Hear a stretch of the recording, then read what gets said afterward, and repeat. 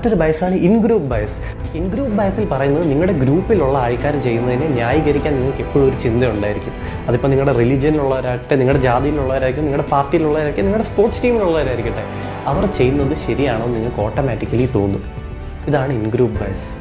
അതുകൊണ്ട് നമ്മുടെ ചിന്തകളെയും വിശ്വസിക്കാനാവില്ല. പിന്നെ എന്തിനാണ് വിശ്വസിക്കുക? തെളിവുകളെയാണ് വിശ്വസിക്കുക. നീ കാണുന്നു എന്ന് പറയുന്നല്ലോ, അതുപോലെ എന്നെയും കാണിക്കും. കാരണം നമ്മൾ കാണുന്ന പോലെ എവനും കാണട്ടെ, എല്ലാവരും കാണട്ടെ. എല്ലാവരും കാണണം, അല്ലെങ്കിൽ എല്ലാവർക്കും കാണാൻ സാധിക്കണം. നീ അനുഭവിച്ചു എന്ന് പറയുന്നല്ലോ, അതേ അനുഭവം എനിക്കുണ്ടാവട്ടെ, എവനുണ്ടാവട്ടെ, എല്ലാവർക്കും ഉണ്ടാവട്ടെ. എല്ലാവരും അനുഭവിക്കണം, അല്ലെങ്കിൽ എല്ലാവർക്കും അനുഭവിക്കാൻ സാധിക്കണം.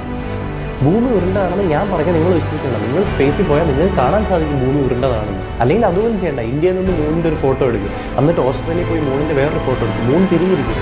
ഇതെന്തുകൊണ്ടാണ് സംഭവിക്കുന്നത്? ഭൂമി ഉരുണ്ടിരിക്കുന്നതുകൊണ്ടാണ്.